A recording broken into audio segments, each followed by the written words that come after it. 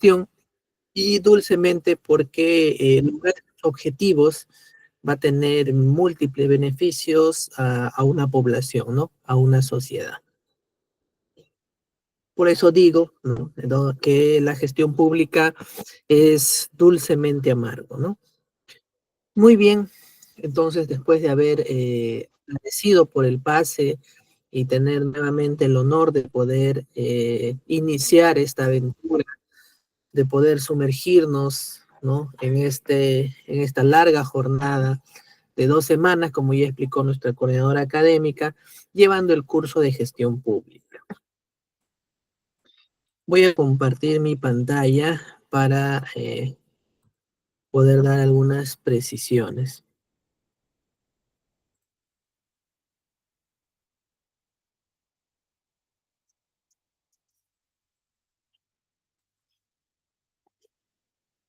Muy bien, me confirman entonces con acciones si pueden ver mi pantalla.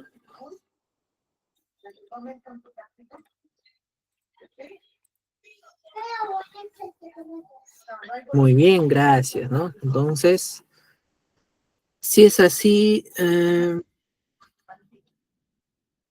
gracias Osvaldo, gracias a nuestra coordinadora también por confirmar. Muy bien, ahora sí.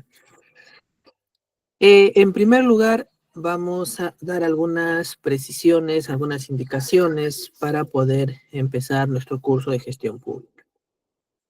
La primera es de que siempre busco fomentar en mis estudiantes un pensamiento crítico. ¿Qué les quiero decir con esto, no? De que a lo largo de nuestras jornadas, de nuestras sesiones, vamos a intentar ver casuísticas de razonamiento, ¿no?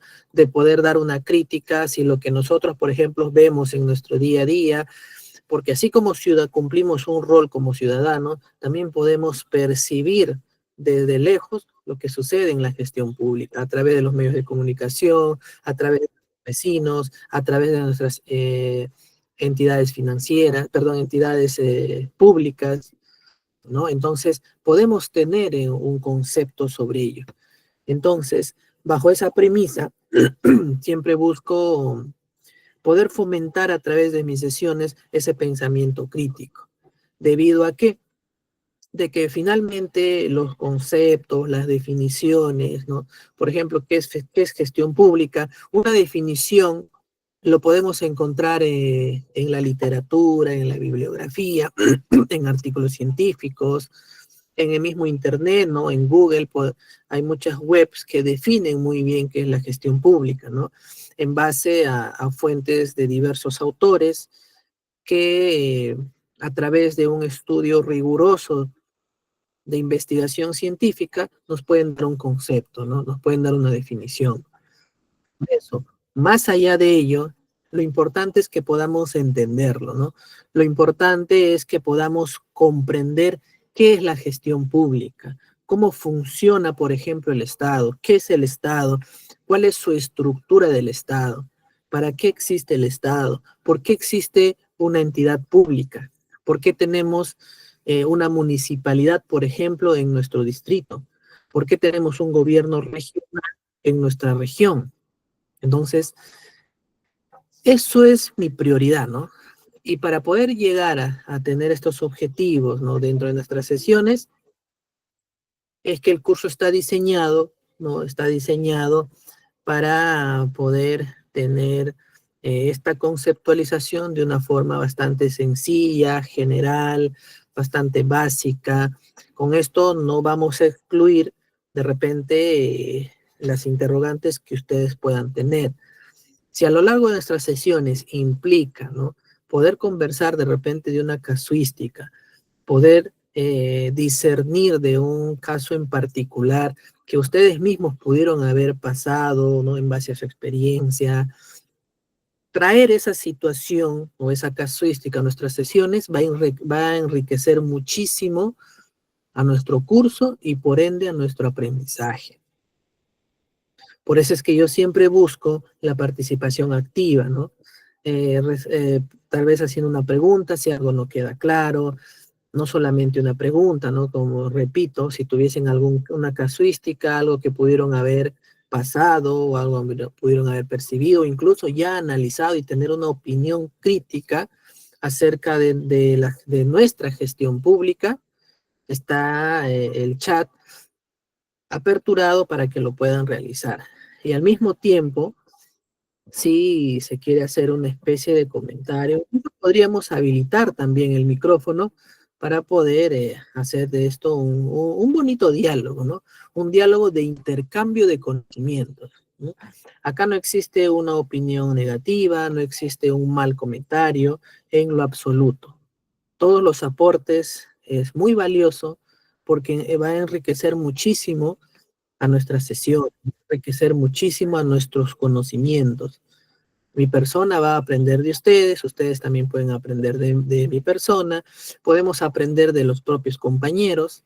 Entonces, eso es el espacio que ITEC, ¿no?, nos facilita, nos brinda para justamente a través de estas pantallas educativas podamos forjar personas o agentes de cambio para una sociedad.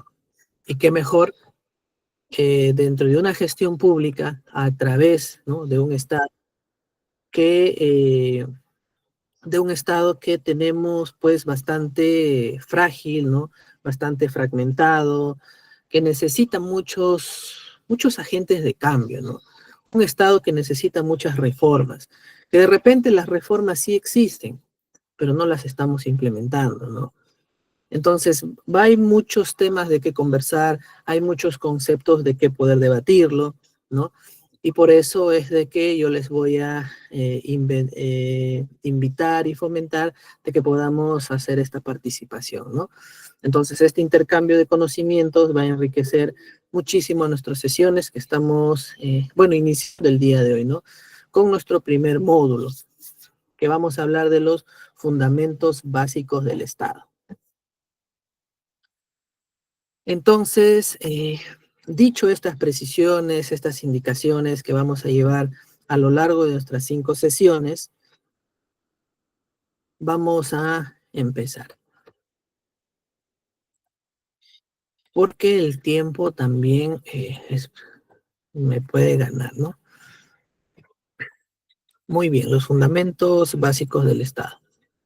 Bueno, ya nuestra coordinadora me ha presentado, no hay más presentación, pero sí quiero compartirles un pensamiento el cual me motiva mucho en mi carrera, ¿no?, de investigación. Por ejemplo, ¿no? Nunca consideres el estudio como una obligación, sino como una oportunidad para penetrar en el bello y maravilloso mundo del saber, ¿no? Es una frase de Albert Einstein, el cual me agrada y pues creo poder compartirles a cada uno de ustedes. Muy bien, entonces, para empezar a hablar de gestión pública, primero tenemos que entender qué es el Estado. Si nosotros no entendemos qué es el Estado, cuál es su finalidad, para qué existe el Estado, no vamos a entender qué es gestión pública. Y por ende tampoco vamos a poder conversar acerca de la administración pública. No vamos a poder entender los sistemas, por ejemplo, que materializan las acciones del Estado. Entonces, el hecho de hablar de Estado, ¿no?, por ejemplo, ¿qué es lo que se nos viene a la mente? De repente en una sola palabra podríamos decir, ¿no? ¿Qué es el Estado, no? O el hecho de escuchar, porque esta palabra de Estado lo escuchamos en nuestro día a día, ¿no? Yo siempre escucho incluso, ¿no?, a compañeros, amigos, familiares, ¿no? Nosotros somos Estado, por ejemplo, porque eso es lo que mencionan, ¿no? Todos somos Estado, por ejemplo. Pero yo quiero preguntarlo, ¿pero por qué somos Estado? ¿Por qué somos, bueno, o parte del Estado, o por qué es el Estado? ¿Por qué somos Estado?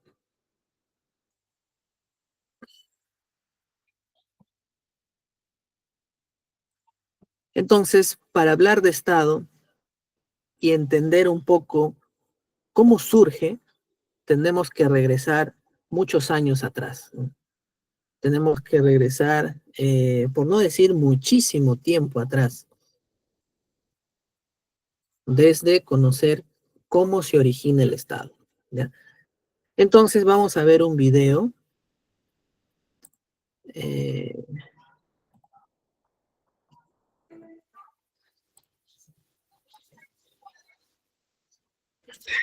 Para que nosotros podamos entender qué es el Estado de una manera sencilla, primero tenemos que comprender cómo se origina. Pero un momento. El ser humano es un ser social por naturaleza. Desde que apareció en la Tierra, ha tenido que agruparse para poder sobrevivir.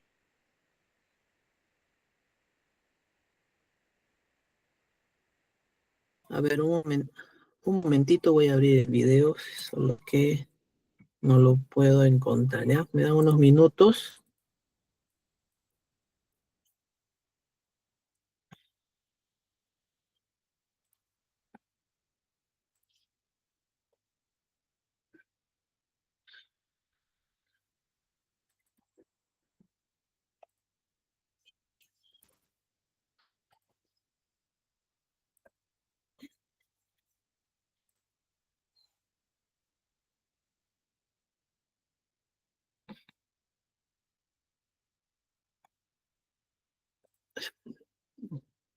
Espérenme unos minutitos, por favor.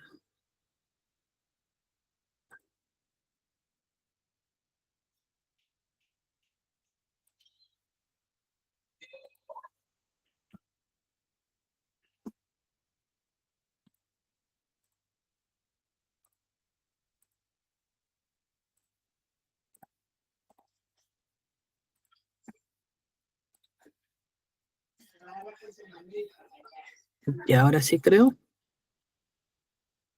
Ya, igual les voy a agradecer que me confirmen, por favor, con las reacciones si pueden ver el video.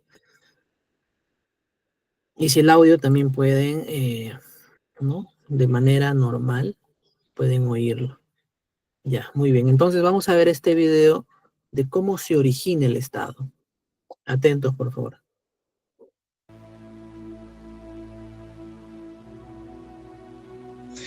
Para que nosotros podamos entender qué es el Estado de una manera sencilla, primero tenemos que comprender cómo se origina. El ser humano es un ser social por naturaleza. Desde que apareció en la Tierra, ha tenido que agruparse para poder sobrevivir. Esto lo llevó a conformar familias. La familia fue entonces la primera forma de organización social humana.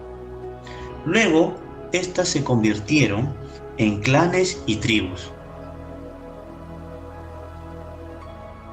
Las tribus eran grupos sociales cuyos integrantes comparten un mismo origen, así como ciertas costumbres y tradiciones. Las tribus eran básicamente grupos de familia que no tenían un territorio definido y se organizaban bajo el liderazgo de un individuo que generalmente era el de mayor edad o el más fuerte. Luego, conforme pasaron los años y de tener grupos de individuos de tamaño reducido, surgieron sociedades de mayor cantidad, en donde comenzaron a desarrollarse nuevas formas de poder y gobierno. A esta nueva forma de ejercer el poder se le denomina dinastía. Se le denomina dinastía o linaje a una sucesión de gobernantes que vienen de una misma familia o emparentados entre sí, es decir, a una sucesión genealógica, en donde al morir el gobernante o rey le dejaba el poder a su hijo, y así sucesivamente. Estas dinastías comenzaron a desarrollarse en las avanzadas culturas de Egipto, China e India. Aquí nacen los primeros reinos con primitivas organizaciones de tipo estatal. Desde mediados del siglo IV a.C., empiezan grandes cambios y tiene lugar por primera vez la revolución urbana. Esto quiere decir que hay una disminución de actividades agrícolas reemplazadas por otras actividades económicas. y esto trajo consigo el paso de la población campesina a las ciudades. Como vemos, el desarrollo de las ciudades ha sido un factor importante para la creación del Estado, ya que las ciudades, por ser organizaciones más complejas e independientes, requerían de nuevas formas de ordenamiento en la sociedad, es decir, ordenamiento de sus leyes y formas de gobierno. Entonces podemos decir que el Estado surge como una necesidad de organización de las poblaciones, que cada vez más han ido creciendo en cantidad, como en las diversas maneras de vivir. Si nos ponemos a reflexionar, las ciudades no podrían desarrollarse sin un ordenamiento social, jurídico y político. Es por eso tan necesario el Estado. Como ya hemos visto el origen del Estado, ahora estamos en la capacidad de poder definirla. Entonces podemos decir que el Estado es una forma de organización social, porque está organizando a un grupo de pobladores, es decir, a una sociedad. Jurídica, porque para mantener el orden establece leyes y normas. Y política, porque atiende asuntos que importan a todos los ciudadanos, es decir, a todos los pobladores. Ahora ustedes se preguntarán, ¿y cuál es la finalidad del Estado? ¿Cuál es el objetivo de una organización social, jurídica y política? Muy fácil. La finalidad del Estado es garantizar mediante el ordenamiento político el bienestar de toda la población, garantizando su defensa y condiciones para el desarrollo de la sociedad.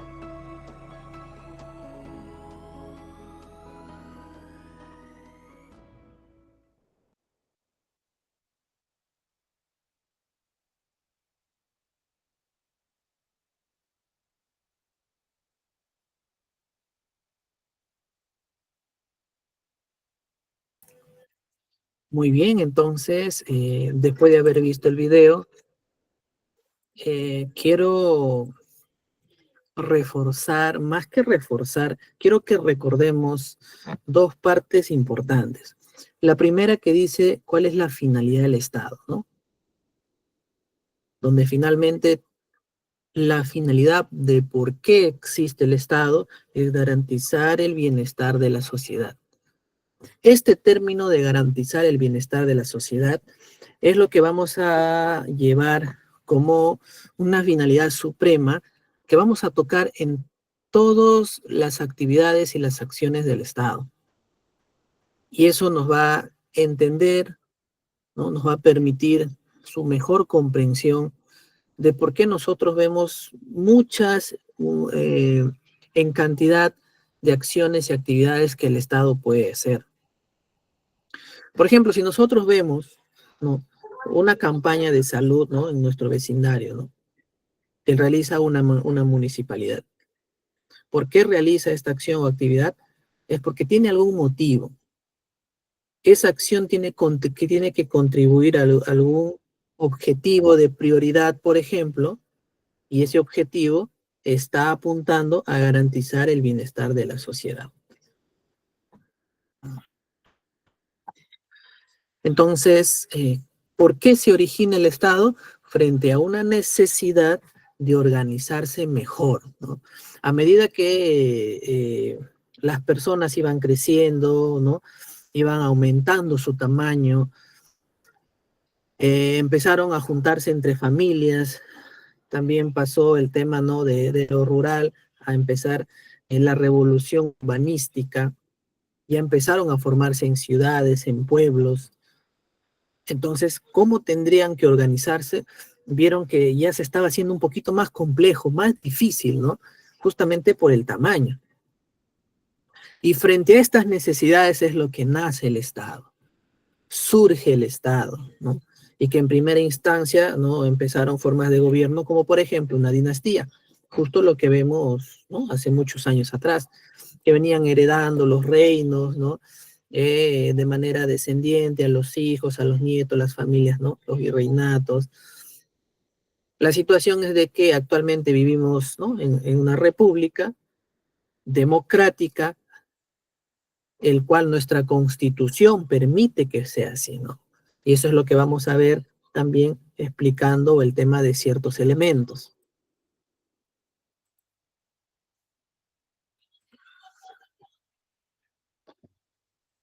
Entonces, sabemos que el Estado, ¿no?, tiene una finalidad de garantizar el bienestar común de la sociedad. Entonces, hablemos del Estado peruano. Nos dice que es una nación jurídicamente organizada en un territorio. Entonces, si hablamos de Estado, ¿qué significa, no? Es una organización política que ejerce soberanía sobre un territorio determinado. Es decir, es una organización política que puede ejercer poder, ¿no? Puede tomar decisiones, puede accionar, tiene esa fuerza, ¿no?, de poder decidir sobre un territorio determinado. En el caso del Estado peruano, pues puede ejercer esta soberanía dentro de los límites del país, ¿no?, dentro del territorio peruano, ¿no?, con el fin de garantizar el orden interno y la seguridad externa, así como promover el bienestar de sus ciudadanos, ¿no? Entonces, promover el bienestar de los ciudadanos, estamos todavía dentro de lo que es la finalidad de por qué se originó un Estado, de por qué existe un Estado, ¿no? Entonces, hasta ahí tenemos el concepto de qué es un Estado peruano. Y acordémonos siempre de esta palabra, soberanía y territorio.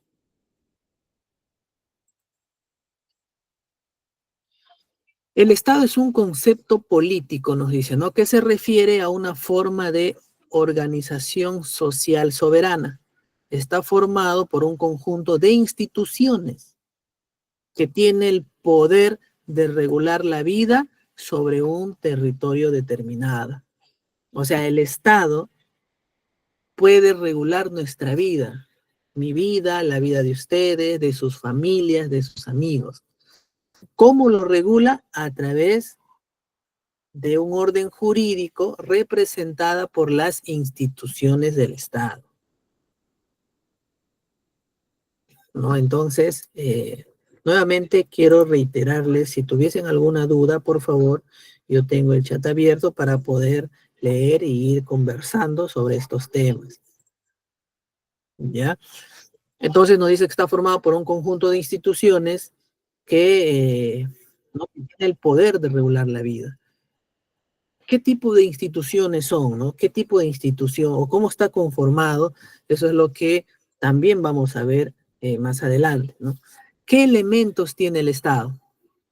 Territorio, población, orden jurídico y gobierno.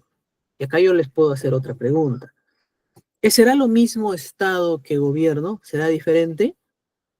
¿No? Porque muchas veces, es el gobierno, es el Estado, la culpa tiene el Estado, es el Estado que nos gobierna, ¿no? O es el gobierno de turno, es el gobierno que ya tiene que salir, ¿no? El Estado que hace una mala gestión. Entonces yo menciono eh, esta parte importante porque son conceptos totalmente diferentes, ¿no? Y eso es lo que vamos a aprender, ¿no? Vamos a aprender esas diferencias, qué significa, pero hasta el momento ya podemos ver que el gobierno es un elemento del Estado. Entonces, hay 4 elementos que son importantes para poder decir que sí existe un Estado, ¿no? Que sí existe un concepto político que se refiere a una forma de organización social soberana. Ahora, acá hay algo importante. El Estado es algo intangible. El Estado no lo vemos. Si alguien le pregunto o que me pregunte, ¿no? ¿Podemos materializar el Estado? ¿Podemos verlo? ¿Podemos percibirlo a través de nuestros sentidos? Al Estado como tal no se puede porque es algo intangible. Por eso es que el Estado se materializa o se tangibiliza a través de sus instituciones públicas. Es decir, a través de nuestra municipalidad distrital, a través de la RENIE, cuando vamos a querer de repente sacar un duplicado de DNI, a través de la posta médica de nuestro sector cuando queremos ir a atendernos, ¿no?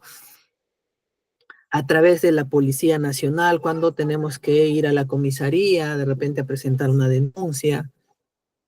Todas esas acciones son materializadas por estas instituciones. Entonces, son estas instituciones que dan la cara hacia la población a través de bienes y servicios para poder percibir a nuestro Estado, ¿no?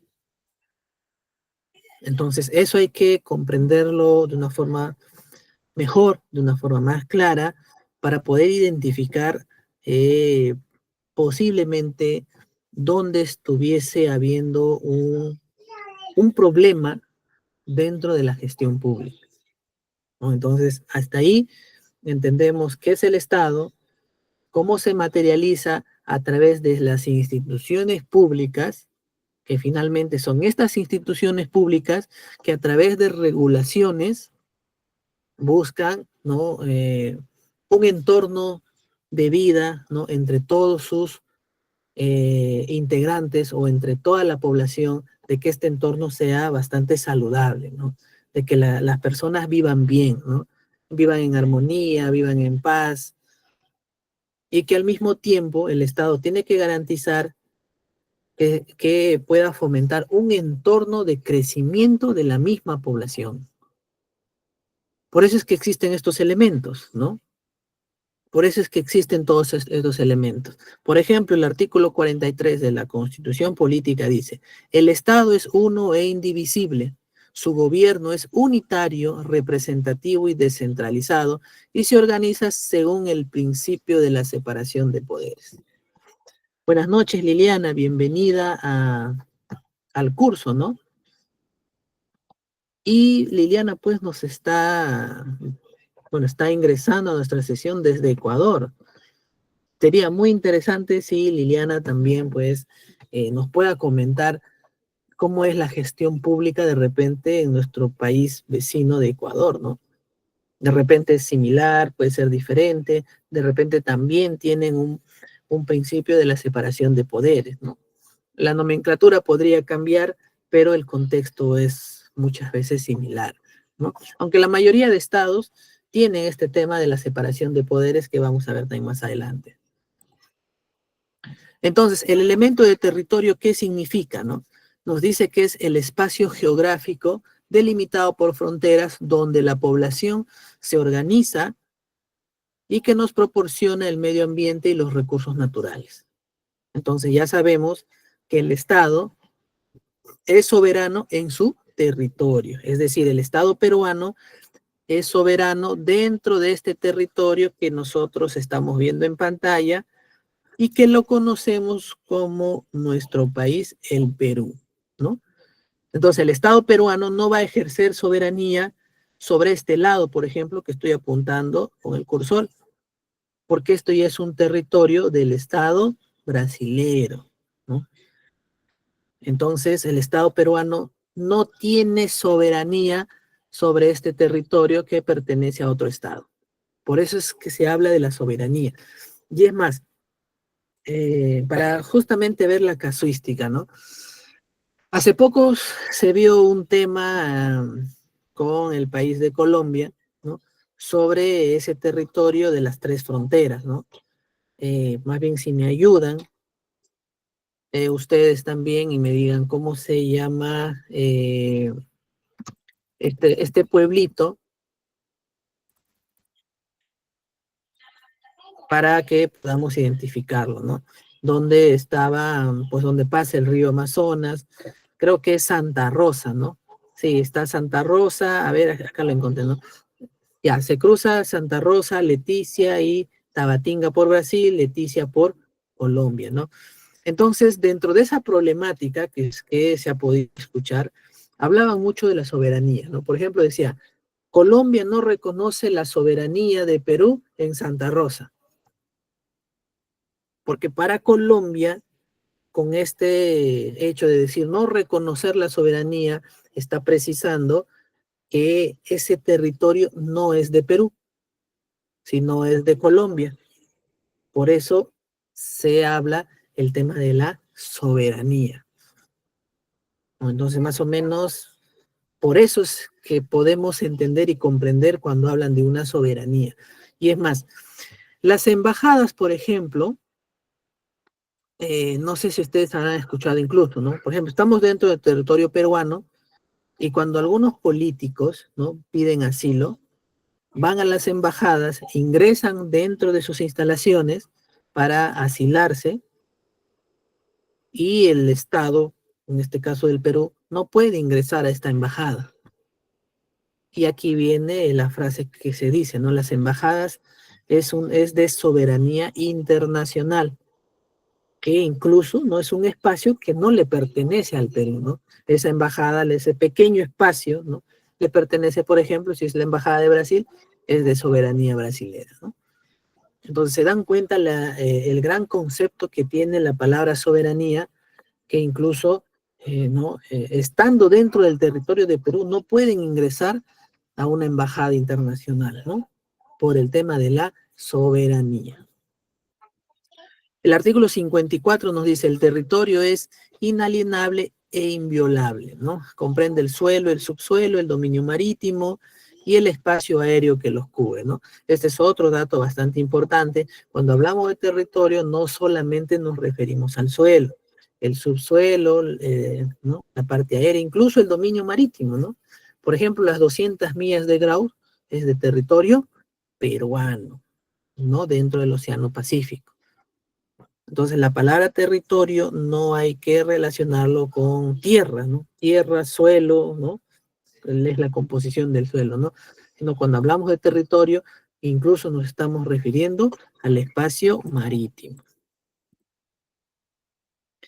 Existe un orden jurídico, otro elemento del Estado, que es un conjunto de regulaciones fundamentales que establece las relaciones de la vida social, ¿no?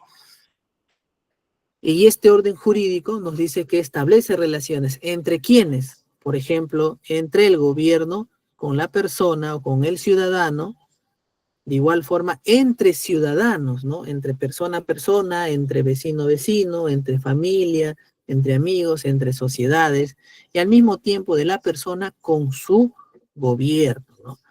El orden jurídico es más que todo las reglas de juego, ¿no? Es las reglas que regula el comportamiento de la sociedad. ¿Qué es lo que está permitido hacer? ¿Qué es lo que la ley permite? ¿Qué es lo que la ley prohíbe también? ¿No? Todo ese conjunto de legislaciones, de normas, es el orden jurídico. Y eso es otro elemento de por qué existe un Estado. Y justamente ese orden jurídico es lo que le da al Estado el poder de regular, el poder por ejemplo, ¿no?, el poder de que mediante un juicio pueda castigar a una persona y tiene que cumplirse, ¿no? Tiene el poder, por ejemplo, de arrestar a una persona si está, ¿no?, está haciendo desorden, ¿no?, en la parte interna, ¿no? El policía de tránsito, por ejemplo, tiene el poder de que si alguien se pasa la luz roja, poder detenerlo, ¿no? Entonces, todo este poder entregado es a través de un orden jurídico. A ver, Liliana nos dice, Ecuador es un país de democracia, costa, Sierra Oriente, islas insular Galápagos, ¿no? Ah, muy bien, ¿no? También es un país democrático, ¿no? Al igual que nosotros. Muy bien. Y finalmente, gobierno, ¿no?, que es el último elemento. Vamos a ver, ¿qué es gobierno? Es la autoridad, poder político, es quien ordena eficazmente y regula los actos de la población. El artículo 45 nos dice, el poder del Estado emana del pueblo. Quienes lo ejercen lo hacen con las limitaciones que la Constitución y las leyes lo establecen. Entonces, gobierno significa que es la autoridad,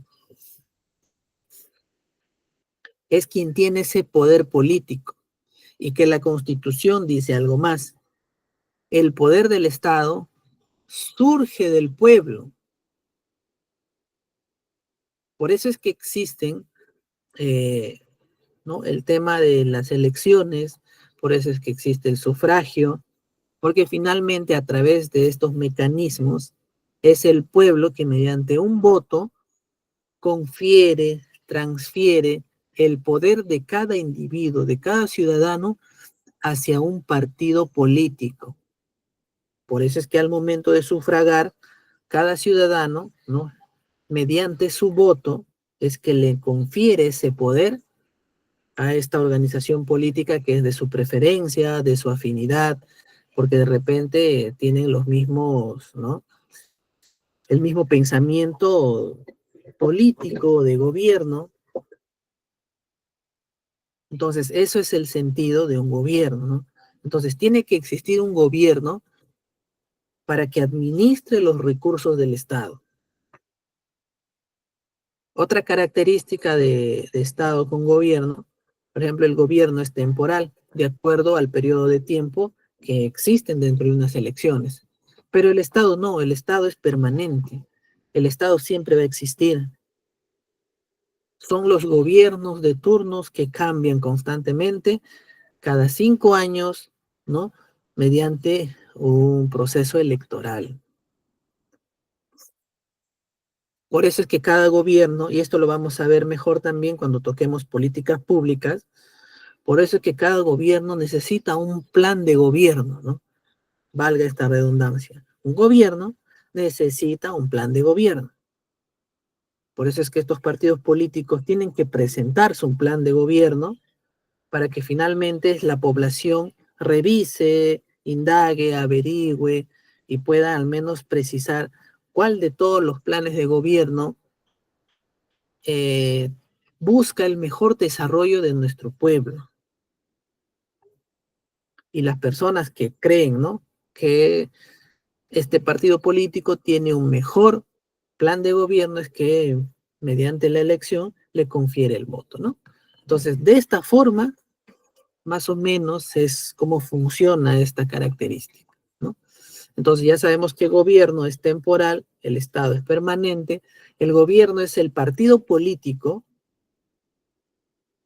que gana a través de unas elecciones y entra a administrar los recursos del Estado, y ese ingreso es lo que le da ese poder a ese partido político para poder administrarnos, ¿no? Para poder regular nuestras vidas, para poder, eh, para que pueda garantizar esta finalidad que es del Estado, el bienestar de todos nosotros, ¿no?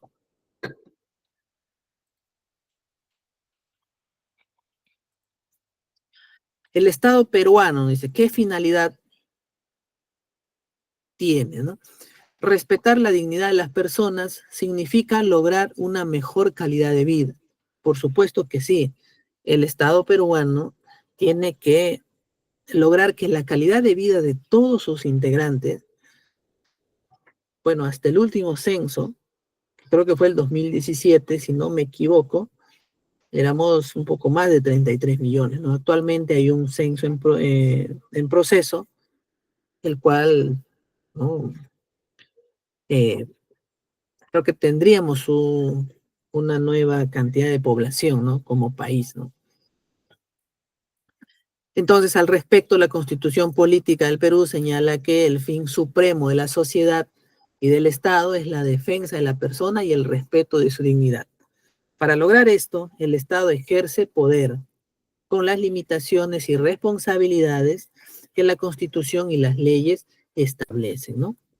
Entonces, ¿cuáles son los deberes primordiales del Estado que la Constitución le atribuye? Es en, su, en sus 6 puntos, por ejemplo, defender la soberanía nacional, establecer y ejecutar la política de fronteras, garantizar la plena vigencia de los derechos humanos. Esta parte de derechos humanos actualmente está siendo un tema muy controversial, ¿no? Porque finalmente entre buscar los derechos humanos y garantizar el bienestar de toda la población, se está generando, ¿no? Como que un conflicto por el lado de la inseguridad ciudadana, ¿no? Dicho que inseguridad ciudadana es un problema público, Proteger a la población de amenazas contra su seguridad. Aquí está, esto lo deberíamos resaltar, creo que en rojito, ¿no? Promover el bienestar general que se funda en toda la justicia y el desarrollo integral y equilibrado de toda la nación. El gobierno tiene 3 niveles, tiene un nivel nacional, un regional y un local. El nivel nacional, nos dice, son con competencias de alcance nacional, es decir, en todo el territorio. Comprende a los 3 poderes del Estado y a los organismos constitucionalmente autónomos. Acá nos está dando un dato muy interesante. El nivel nacional corresponde a los 3 poderes del Estado y a los organismos constitucionalmente autónomos, ¿no? Está el nivel regional, que su ámbito de gobierno son los departamentos y está a cargo de los gobiernos regionales. De igual forma, el nivel local, que su ámbito de gobierno son las provincias, los distritos, los centros poblados, y está a cargo de las municipalidades provinciales, distritales y los centros poblados respectivamente, ¿no? Entonces, si nosotros por ahí escuchamos, ¿no? Está en el nivel local de gobierno, entonces ya sabemos que corresponden a las municipalidades. Si habla a un nivel regional, es porque pertenece a un gobierno regional, ¿no? O es un gobierno regional de repente con sus entidades adscritas o ejecutoras, quien compone ese nivel, ¿no? Y de igual forma el nivel nacional.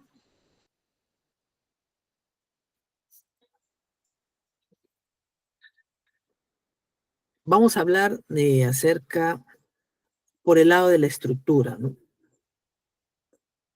Hablar de fundamentos básicos es conocer cómo está estructurado el Estado. Y eso es prácticamente el corazón y la esencia de nuestra clase del día de hoy para nuestra próxima sesión y a ver cómo funciona el Estado. Es decir, cómo las instituciones que están estructuradas y organizadas que vamos a aprender el día de hoy para nuestra próxima sesión, ver cómo funciona y cómo se combinan estas instituciones para lograr resultados, ¿no? Entonces, hablemos del nivel nacional en primer lugar. Nos dice que el nivel nacional está compuesto por los poderes del Estado y los organismos constitucionalmente autónomos. Entonces, el Estado peruano se organiza de acuerdo con el principio de separación de poderes y está conformado por 3 y son autónomos, ¿no? O sea, quiere decir que no dependen del otro poder, ¿no? Está el legislativo, el judicial y el ejecutivo. Esta división tiene como finalidad evitar el poder absoluto y total de un poder frente a otro, ¿no? Entonces, cuando escuchamos de la separación de poderes, significa que busque evitar el poder absoluto.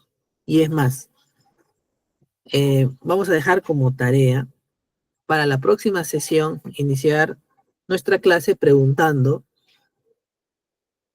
qué significa el equilibrio de poderes, ¿no? A ver, brevemente nos puedan decir o puedan averiguar y poder conversar, también interpretando, ¿no? ¿Por qué existe este tema de la separación de poderes? ¿Por qué está dividida entre 3? ¿Ya? Entonces va a ser una pequeña tarea de conversación para nuestra próxima sesión. El primer poder, el legislativo, nos dice, reside en el Congreso de la República, el cual tiene autonomía normativa, económica, administrativa y política, y es soberano en sus 3 tipos de funciones, legislativa, control y algunas especiales, ¿no? El Congreso de la República consta de una Cámara única. Bueno, esta estructura va a ser hasta el próximo año, ¿no? Porque también es importante ya saber y conocer que para el próximo gobierno ya no vamos a tener un Congreso de Cámara única, sino va a entrar el tema de la bicameralidad, que significa tener, viene de 2, ¿no? Entonces va a ser un Congreso de 2 cámaras. Actualmente es de una sola Cámara, que dice que está compuesta por 130 congresistas elegidas por un periodo de 5 años mediante un proceso electoral organizado conforme a la ley, ¿no? Entonces, para las próximas elecciones vamos a elegir un Congreso bicameral, que ya no van a existir congresistas, ¿no? Sino van a haber senadores y diputados, ¿no? Esa es la forma de cómo va a ser nuestro próximo Congreso. Y para esas fechas ya estaremos explicando cómo se está estructurando este nuevo poder legislativo, ¿no? ¿Cómo es su estructura? Tiene una organización parlamentaria, que es prácticamente la principal, que está referida a la organización y el trabajo de los congresistas. Es decir, tiene los siguientes órganos. Está el Pleno, el Consejo Directivo, la Presidencia, la Mesa Directiva, las comisiones y la Junta de Portavoces, ¿no? Y su servicio parlamentario es que está referido a los órganos de asesoría y apoyo administrativo.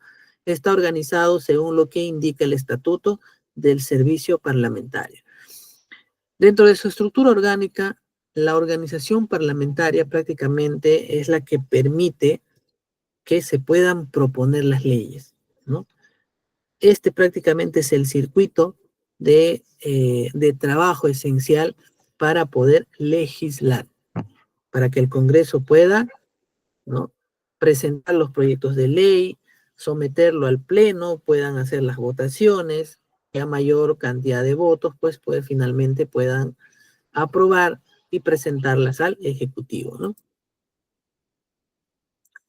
Y justamente esa es la función principal, la legislativa, ¿no? Que comprende el debate, la aprobación de reformas de la Constitución política, las leyes, resoluciones legislativas, así como su interpretación, modificación, derogación, de acuerdo a los procedimientos que ya están establecidos. No, y más o menos pueden ver cómo es el proceso para poder promulgar una ley dentro de el Congreso, ¿no?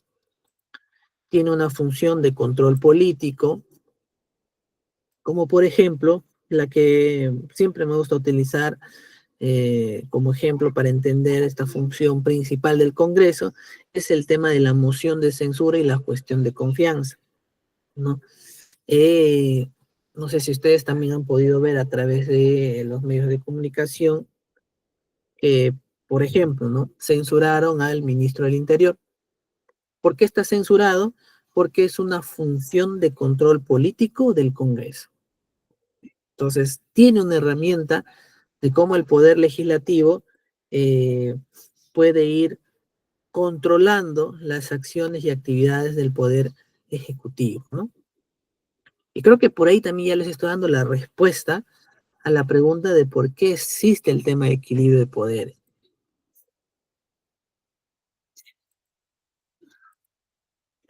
Por ejemplo, dice, cualquier representante del Congreso de la República puede pedir a los ministros de Estado y a las entidades que señalan la ley los informes que considere necesarios, ¿no? Esta solicitud se realiza por escrito y de acuerdo con el reglamento del Congreso.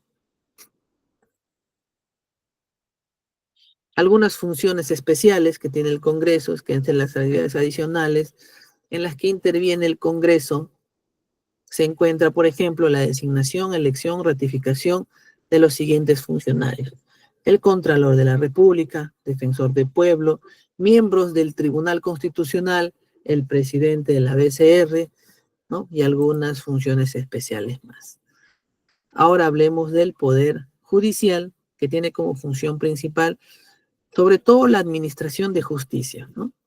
No, para no darle mucha vuelta, su tarea principal del Poder Judicial es administrar justicia, ¿no? No hay otro. Todos sus mecanismos están orientados a ello, de poder administrar justicia a través de sus órganos jurisdiccionales, ¿no? En la parte más baja están los juzgados de paz y finalmente, en orden de jerarquía, se llega hasta la Corte Suprema de Justicia de la República, ¿no? Entonces, más o menos de esta forma es que el Poder Judicial busca administrar justicia en la sociedad, ¿no? De acuerdo incluso a tamaño de la sociedad, ¿no? De acuerdo, incluso al nivel de complejidad, incluso, ¿no?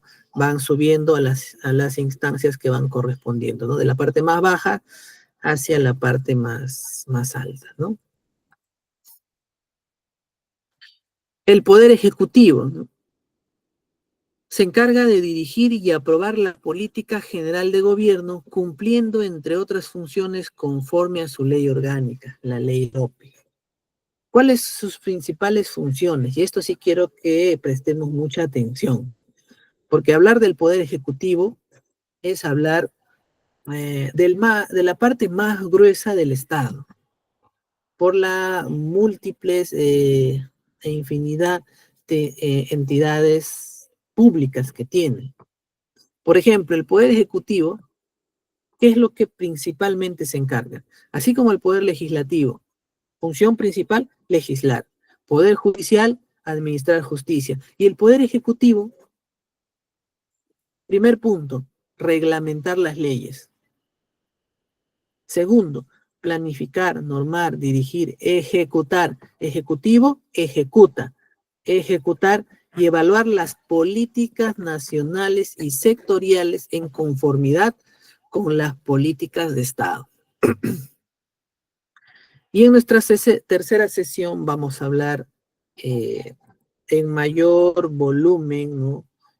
En mayor parte acerca de este segundo punto, de cómo el Poder Ejecutivo tiene que planificar, normar, dirigir, ejecutar y evaluar políticas nacionales. Vamos a dedicar toda una sesión a hablar exclusivamente de políticas públicas, ¿no? Pero lo importante es que entendamos que esto es tarea del Poder Ejecutivo. Este es principalmente el segundo punto, que es la más relevante y la esencia para poder entender la gestión pública y sobre todo poder articular las funciones.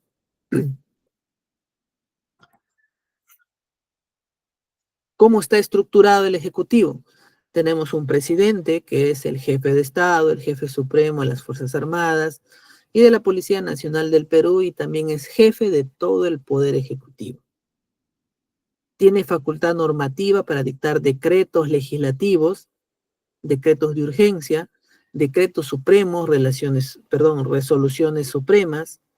Tiene el derecho a iniciativas legislativas. Y por eso esto es importante, incluso para saber qué entidad pública promulga, ¿no? Cierta norma. Por ejemplo, si vemos por ahí un decreto legislativo, ya podemos saber que viene, ¿no? Por parte del Poder Ejecutivo. Si es una ley, está promulgada por el Congreso, ¿no? Entonces eso es importante también, incluso ver la jerarquía de normas para poder entenderlo mejor, ¿no? Tiene competencias exclusivas, quiere decir competencias únicas. Diseñar y supervisar políticas nacionales y sectoriales. Nuevamente nos habla de diseño de políticas nacionales y sectoriales, las cuales son de cumplimiento obligatorio por todas las entidades del Estado en todos los niveles de gobierno. Ejercer, nos dice, pudiendo desconcertar, pero no delegar las funciones de atribuciones inherentes a relaciones exteriores, defensa, seguridad nacional, fuerzas armadas. Cuando dice delegar, se refiere a otros niveles de gobierno. Por ejemplo, hay muchas políticas públicas que se van delegando y desconcertando a los diferentes niveles de gobierno, es decir, del nivel nacional, que es donde se diseña, van siendo transferidas o delegadas o desconcertadas al nivel regional e incluso al nivel local. Pero finalmente es el gobierno. Acordémonos de eso, ¿no?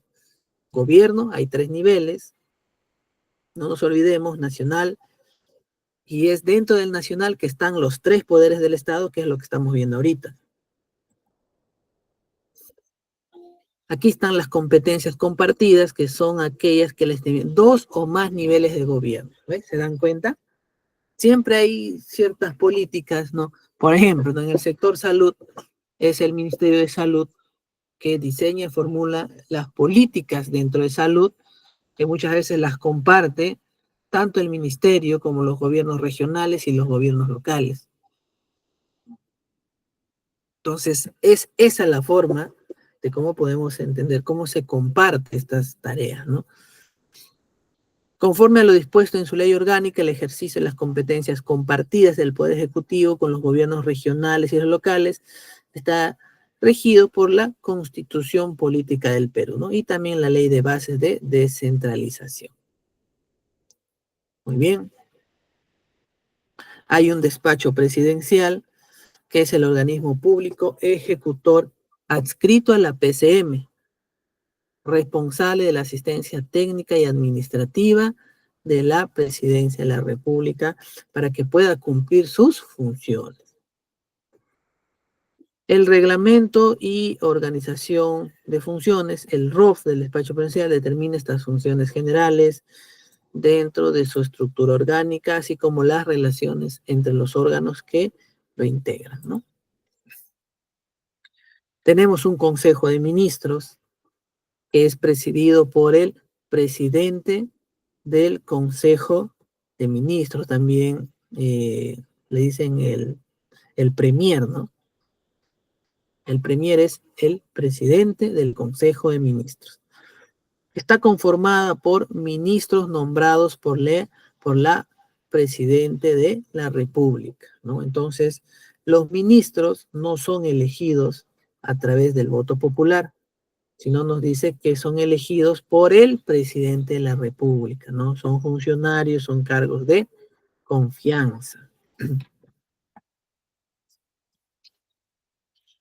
La PCM, que es la presidencia del Consejo de Ministros, ¿no? Es el ministerio responsable de la coordinación de las políticas nacionales, sectoriales y multisectoriales del Poder Ejecutivo, ¿no? Es el que tiene que armonizar. La PCM es como si fuese, ¿no?, el que orquesta, ¿no? Es el director de la orquesta, ¿no? Tiene que sintonizar todos los sectores para que finalmente, como poder del Estado, pueda encontrar el diseño, la mejor forma para implementar políticas públicas efectivas que realmente puedan resolver los problemas en la sociedad. Coordina las relaciones con los demás poderes del Estado, los organismos constitucionalmente autónomos, gobiernos regionales, locales y la misma sociedad civil, ¿no? Y los ministerios son organismos del Poder Ejecutivo que comprenden uno o varios sectores. Es educación, salud, ¿no? El interior, Ministerio de Defensa, Relaciones Exteriores, de Agricultura, de Ambiente, etcétera, etcétera, etcétera. A ver, a la fecha, ¿cuántos ministerios tenemos? ¿Cuántos ministerios hay en el Perú? A ver, ¿quién me dice? Bueno, creo que lo podemos dejar como tarea también, ¿no? A ver si por ahí podemos fomentar un poquito la investigación. ¿Tiene qué tipo de funciones? Vamos a dar lectura y vamos a encontrar que tiene funciones muy similares, que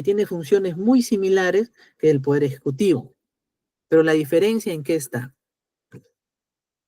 Muy bien, señorita Yaqui. La pregunta fue, ¿cuántos ministerios actualmente hay en el Perú? ¿No?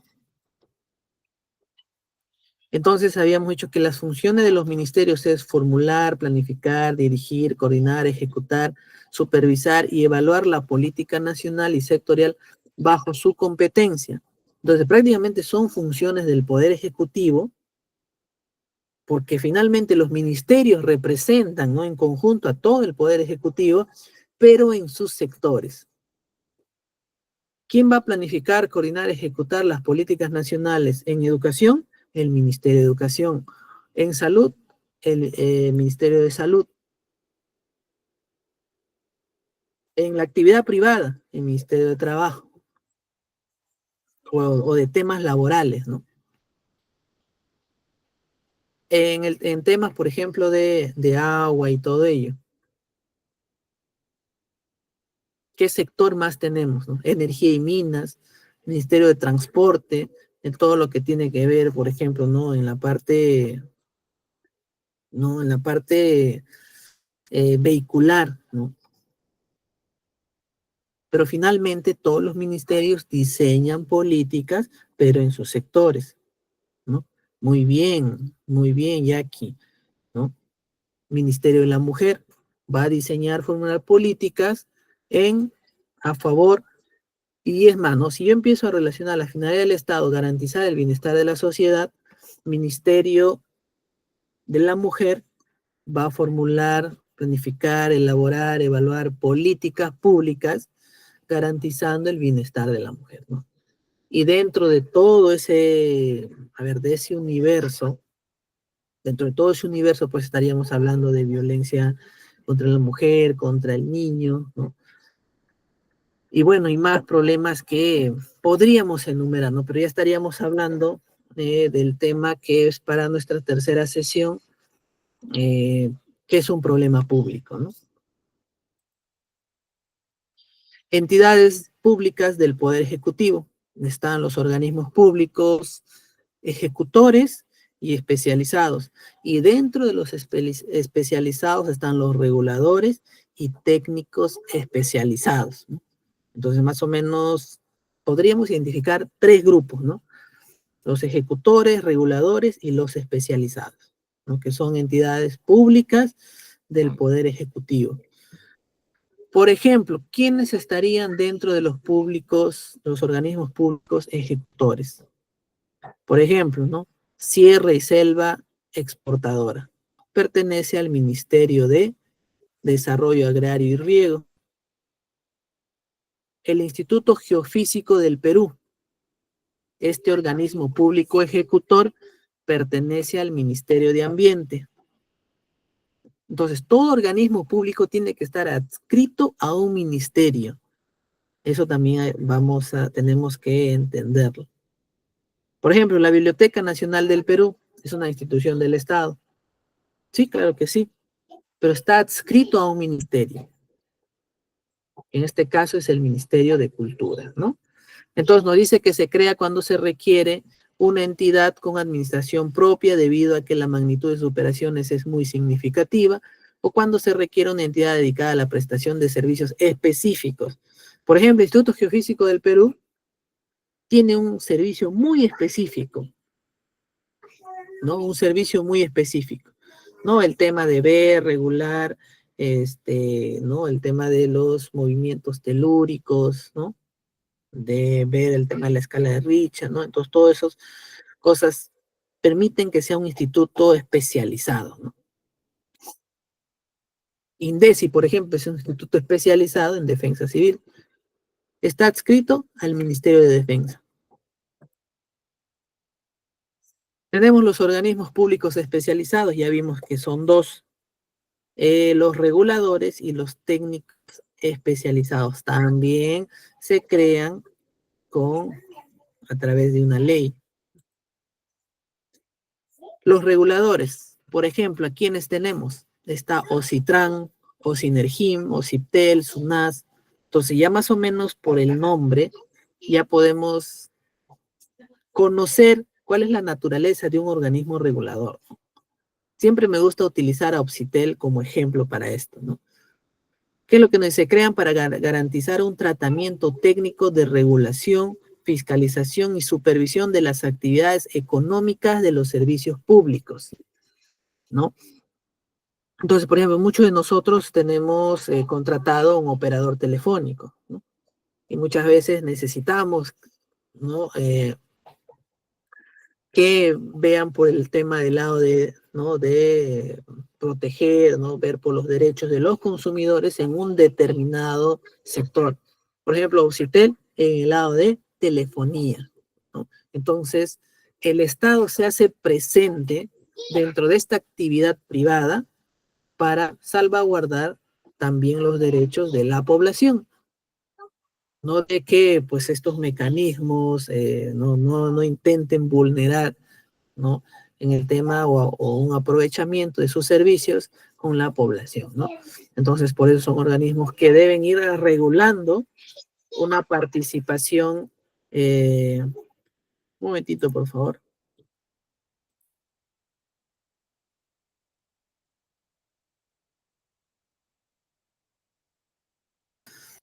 Ya, ahora sí. Entonces, justamente estos buscan regular, ¿no? Estas actividades para salvaguardar los derechos de la población, ¿no? Los organismos técnicos especializados. Por ejemplo, está Servir, la ONP, ¿no? El tema de migraciones, y también están adscritos siempre a un ministerio, ¿no? Cuando existe la necesidad de planificar, supervisar o ejecutar y controlar políticas del Estado de largo plazo, ¿no? De carácter multisectorial o intergubernamental, que requieren un alto grado de independencia funcional o más que todo técnico normativo. Por ejemplo, Servir es la única institución, ¿no? Que es técnico normativo y que también es un ente rector de un sistema administrativo en el tema de la gestión de recursos humanos, ¿no? La ONP ve la parte previsional, ¿no? En el tema de jubilaciones, por ejemplo, del sector público, ¿no? Pero también es técnico normativo, ¿no? Por eso es que son organismos técnicos especializados en algo, ¿no? La SUNEDU, por ejemplo, en el tema de educación superior, ¿no? Entonces, más o menos por ese lado podemos ir identificando qué tipo de organismos son.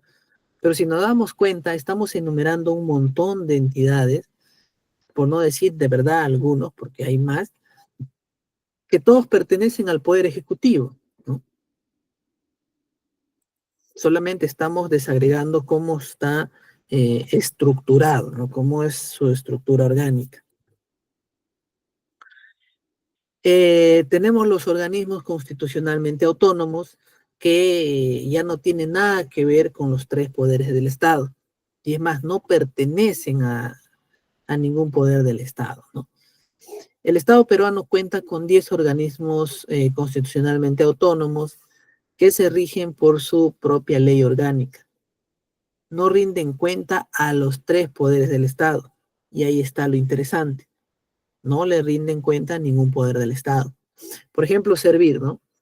Es un técnico especializado, adscrito a la PCM. Y la PCM es parte del Poder Ejecutivo. Entonces, Servir es una entidad del Poder Ejecutivo. SUNEDU, de igual manera, adscrito al Ministerio de Educación. El Ministerio de Educación pertenece al Poder Ejecutivo. Entonces, podemos decir que la SUNEDU es parte del Poder Ejecutivo. Pero hay instituciones que no pertenecen a ningún poder del Estado.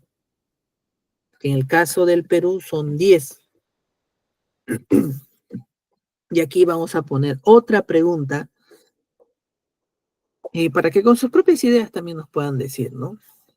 ¿Por qué existe esta naturaleza de autonomía? ¿Por qué existe un organismo que sea autónomo, que no dependa de ningún poder del Estado, ¿no? Creo que hasta ahí vamos 3 preguntas, ¿no?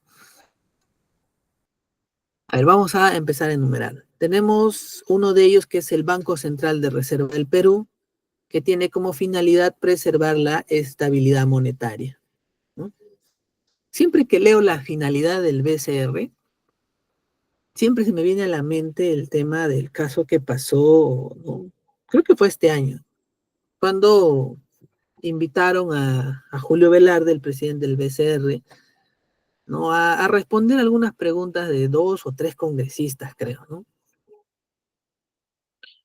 Y fue realmente impresionante cómo los mismos congresistas, considerados padres de la patria, era impresionante cómo pueden desconocer cuál es la función principal del BCR, ¿no?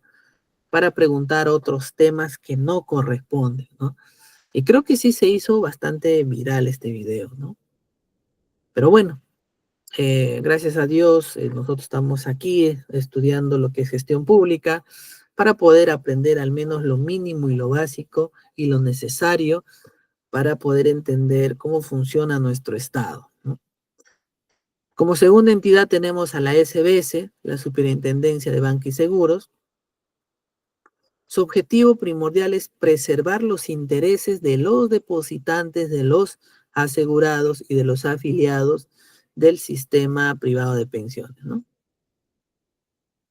Entonces, más o menos por sus funciones, también podemos ir encontrando la respuesta por qué tienen esta autonomía.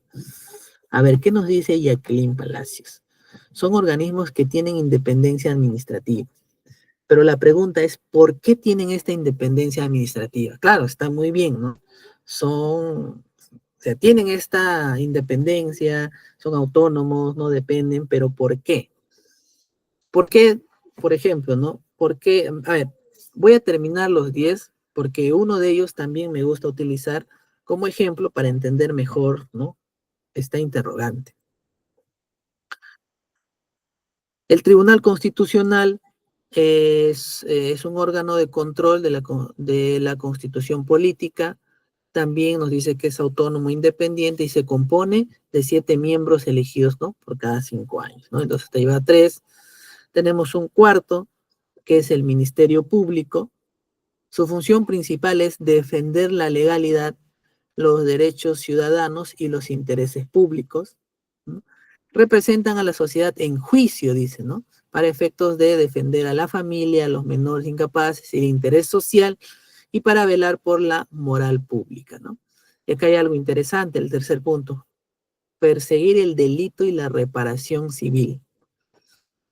Por eso es que el Ministerio Público pues está representando al Estado cuando hay funcionarios que, bueno, realizan sus tareas, sus labores por el lado ajeno, ¿no? A la ética y a la integridad pública, ¿no? Está la Junta Nacional de Justicia. Su misión es nombrar, evaluar, ratificar, sancionar a los jueces, fiscales, autoridades, jefes de la OMP, la RENIEC, ¿no? De esta manera contribuyen al fortalecimiento de la administración de justicia y la institucionalidad democrática a través de procesos justos, transparentes, que permitan contar con profesionales probos, idóneos y competentes, ¿no? La Defensoría del Pueblo corresponde defender los derechos constitucionales y fundamentales de la persona. El Jurado Nacional de Elecciones, su misión es garantizar la legitimidad del sistema democrático en el Perú. Por ejemplo, hasta ahí yo ya puedo, creo, ya puedo ir, ya podría, creo, responder por qué son autónomos, ¿no? O como dice nuestra compañera, por qué tienen esta independencia administrativa. La Oficina Nacional de Procesos Electorales, su función especial es velar por la obtención de la fiel y libre expresión de la voluntad popular, manifestada a través de los procesos electorales, ¿no? También la RENIEC es constitucionalmente autónomo. Se encarga de organizar y mantener el registro único de identificación de las personas naturales e inscribir los hechos y actos relativos a su capacidad y estado civil. Y finalmente el último, que es la Contraloría General de la República. Su misión es dirigir, ejecutar, supervisar con autonomía, observen bien, con autonomía el control gubernamental de las entidades públicas para contribuir al uso eficaz, eficiente y transparente de los recursos públicos. Siempre utilizo a la Contraloría como ejemplo para explicar la autonomía con esta pregunta, ¿no? Si la Contraloría perteneciera a algún poder del Estado, a cualquiera, bueno, más al Ejecutivo, ¿ya? Porque como ustedes se han dado cuenta, tiene bastantes entidades públicas, pudiera realizar su misión. Entonces, la Contraloría es un ejemplo bastante claro. Muy bien, Santiago, muy bien, Jackie, ¿no? Jacqueline. muy bien, no podría realizar su tarea. ¿Por qué? Porque sencillamente no puede ser juez y parte. Yo no podría investigarme a mí mismo, ¿no? Entonces, por eso es que existen los organismos constitucionalmente autónomos para evitar la politización de las entidades. Por ejemplo, la OMPE. Imagínense que la OMPE perteneciera también al Poder Ejecutivo. El Poder Ejecutivo podría influir en la OMPE, porque recordemos que el gobierno es una organización política que ha recibido el poder a través de las elecciones, ¿no? De la sociedad, de la población, y por intereses particulares podría definir, establecer mecanismos para que la OMPE, ¿no? Pueda por ahí buscar una politización y empiece a realizar un trabajo fuera de lo transparente, fuera de la legalidad, ¿no? Entonces, y empezar pues, ¿no? De repente a realizar un trabajo con intereses particulares, ¿no? Entonces, igualito la Contraloría, ¿no?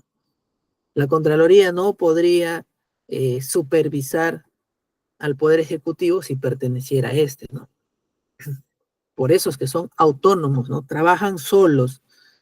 Y si en algún momento desean ingresar a algún poder del Estado para realizar su trabajo, pues no van a tener ningún tipo de impedimento.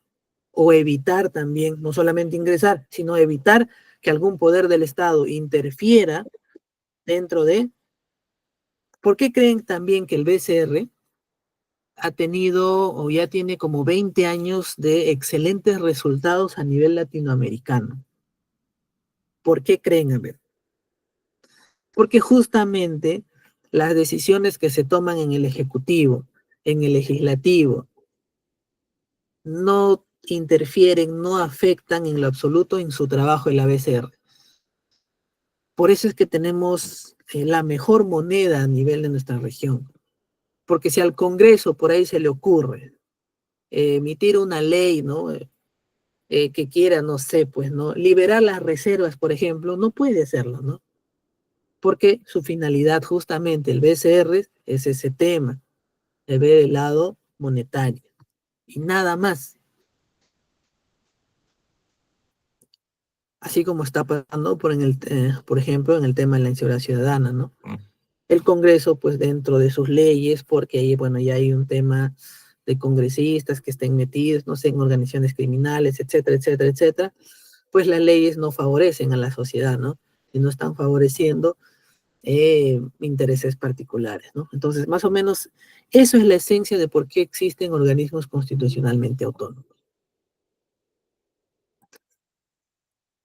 Tenemos un nivel regional que comprenden los 25 gobiernos regionales del Estado peruano que se rigen a través de su ley orgánica. Entonces, ya hemos visto los tres poderes del Estado, los organismos constitucionalmente autónomos que integran el nivel nacional. El nivel regional constan por los 25 gobiernos regionales, ¿no? Su finalidad es fomentar el desarrollo regional y sostenible, promoviendo la inversión pública, privada, el empleo y garantizar el ejercicio pleno de los derechos y la igualdad de oportunidades de sus habitantes, de acuerdo con los planes y programas nacionales. Ahí estamos hablando de las tareas compartidas, porque el nivel nacional diseña la política y los gobiernos regionales empiezan a operativizar conjuntamente con los locales. Su estructura orgánica tiene un consejo regional, ¿no? Que también es elegido a través del sufragio, ¿no? Por la población por periodos de 4 años, ¿no? Gobierno regional y locales, los periodos son por 4 años. Está la gobernación regional, donde pues ahí se encuentra el gobernador regional, también elegido por voto popular, que finalmente es el que es la máxima autoridad, ¿no? Es el titular del gobierno regional, ¿no?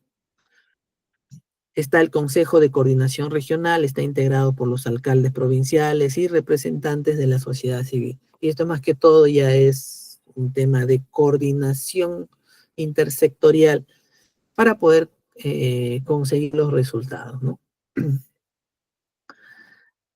¿Qué funciones exclusivas tienen? Por ejemplo, aprobar el plan de acondicionamiento territorial, pronunciarse respecto a las acciones de demarcación territorial en las provincias que están dentro de sus regiones, aprobar el plan de desarrollo urbano, el plan de desarrollo rural, aprobar la regulación provincial respecto al otorgamiento de licencias y labores de control, diseñar, ejecutar planes de renovación urbana, ¿no? Entonces, eso más que todo son las funciones exclusivas de los gobiernos regionales, ¿no?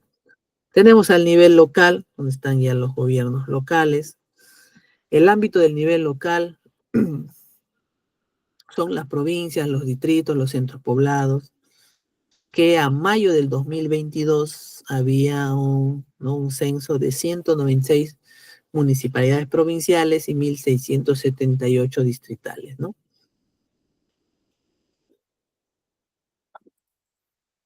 ¿Cómo es su estructura orgánica?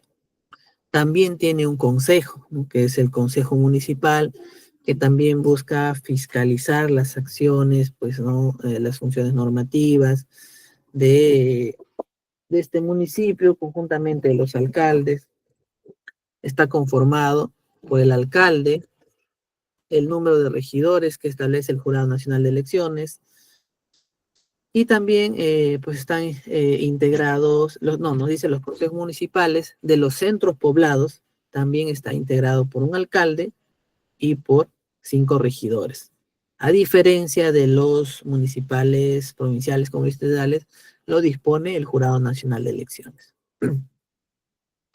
La alcaldía es el órgano ejecutivo del gobierno regional, es el titular de la entidad. El alcalde es el representante legal del municipio, ¿no? Y también es la máxima autoridad administrativa, ¿no? Es elegido también por sufragio por un periodo de 4 años. ¿Qué funciones exclusivas tienen, no? Aprobar el plan urbano y rural distrital, según corresponda. Autorizar y fiscalizar la ejecución de plan de obras de servicios públicos o privados que afecten o utilicen la vía pública. Ojo, la vía pública o zonas aéreas, ¿no? Reconocer los asentamientos humanos y promover su desarrollo y formalización. Disponer la nomenclatura de avenidas, jirones, calles, pasajes, parques, plazas y numeración predial, ¿no? Elaborar y mantener el catastro distrital, ¿no? Yo siempre me preguntaba, bueno, cuando era más adolescente, ¿no? ¿Quién ponía el nombre a las calles, ¿no? Porque siempre leía el nombre muchas veces de varios héroes, de países, ¿no? Pero finalmente también aprendí que era una de las funciones exclusivas del gobierno local, ¿no? Muy bien, vamos a hacer entonces una dinámica porque con eso estamos terminando de exponer prácticamente cómo está estructurado eh, el Estado, ¿no?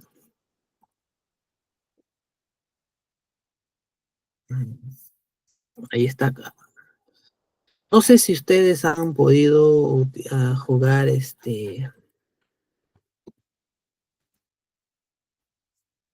la verdad no recuerdo ahorita, ¿no? Pero la esencia de este juego es de que va a haber 5 preguntas relacionado a lo que ya hemos ido conversando, ¿no? Lo que hemos ido explicando. Kahoot, ahí está, ya me acordé, es un Kahoot, ¿no? Es muy similar a un Kahoot. Hay 5 preguntas que tienen que responder con un tiempo, ¿no? Está cronometrado. Y las respuestas correctas nos van a ir dando un puntaje, si es que respondemos bien. Y considera mucho qué tan rápido respondemos para que pueda dar incluso los puntajes y pueda ser como una especie de, puede ser como una especie de, de podio, ¿no? Para que pueda haber un mérito, ¿no? Pueda haber un primer lugar, un segundo lugar y un tercer lugar, ¿no? Entonces, ingresen al link que les he enviado pónganse un nickname, pónganse un nombre, escojan su avatar para que puedan ir respondiendo, ¿no? Ahí está, entonces ingresen al link que les acabo de compartir.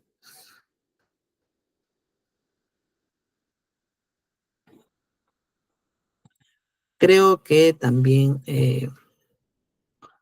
si estudiamos jugando, también podríamos, ¿no?, grabar ciertas, nos puede quedar, ¿no?, a las ideas que podamos haber compartido. ¿Cuántos estamos en línea? A ver.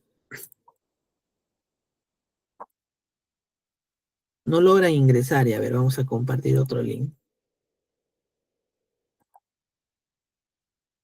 Copiar enlace.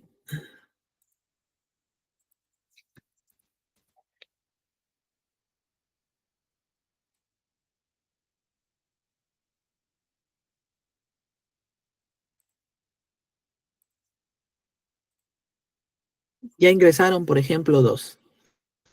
A ver, ¿quiénes han ingresado? Está Katia, está Tatiana, Santiago, Alexandra, y hay 4 que están esperando la carrera a la cima, ¿no? En realidad el juego es quién llega a la cima primero, ¿no?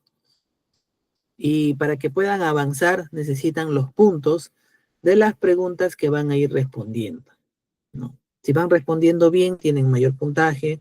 Si han respondido bien y más rápido, mayor puntaje, ¿no? Para que así puedan ir definiendo y distribuyendo. Y creo que también podemos pedir a nuestra coordinadora que de repente a los 3 primeros para el examen les pueda considerar por ahí, ¿no?, algunos puntitos. Pero bueno, eso va a quedar criterio ya de nuestra coordinadora. Y es más, después de este juego también tiene más sorpresas, creo que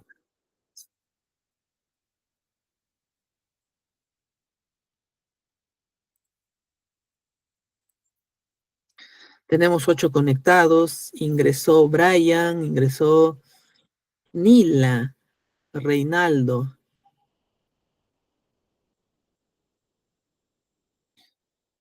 Sharon, Alex. Ya estamos 9. Para que no nos gane el tiempo, creo que vamos a empezar con 10 conectados.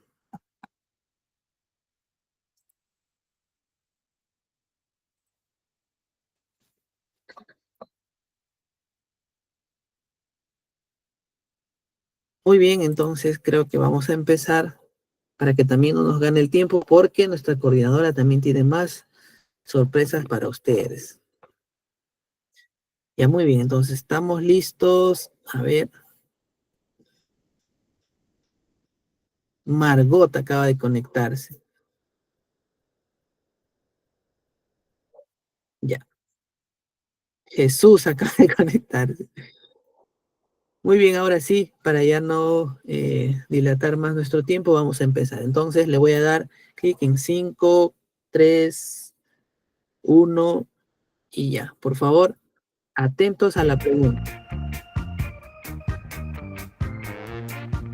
Primera pregunta: organización política que ejerce soberanía sobre un territorio determinado, con el fin de promover el bienestar de sus ciudadanos. Este concepto se refiere a qué: a gobierno, estado, política o dinastía. Solo es una alternativa.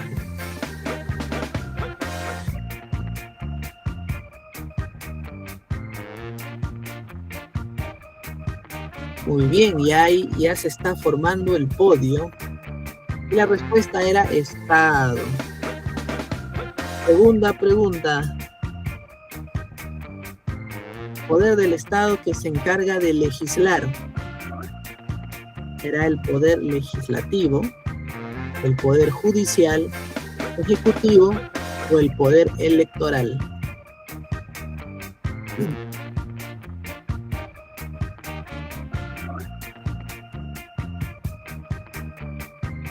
Poder del Estado que se encarga de legislar. Y la respuesta era el poder legislativo, ¿no? Muy bien. Hasta ahorita Katia está en primer lugar. Tercera pregunta. Su ámbito de gobierno son las provincias, distritos y los centros poblados. Está a cargo de las municipalidades provinciales, distritales y los centros poblados respectivamente. Este concepto, ¿a qué nivel de gobierno se refiere? ¿Nivel nacional, nivel regional, nivel local o nivel central?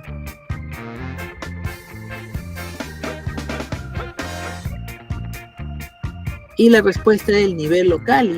Ya varió el podio, ahora está en primer lugar Reinaldo Quispe. Pregunta 4. Está conformada por ministros nombrados por el presidente de la República. Conformado por ministros nombrados por el presidente de la República.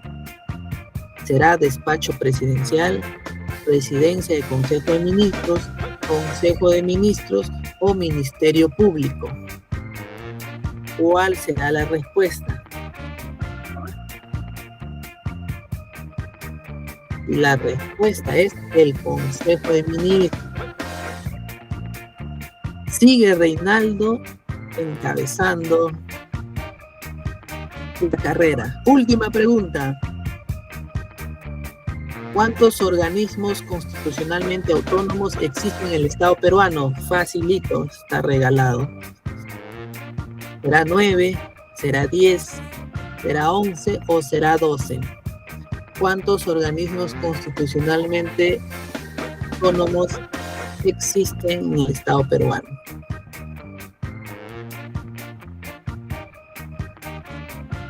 La respuesta es 10.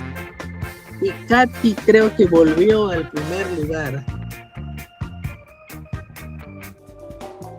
Muy bien, estimados participantes, felicitar a Katy que ha quedado en primer lugar con 2.732 puntos.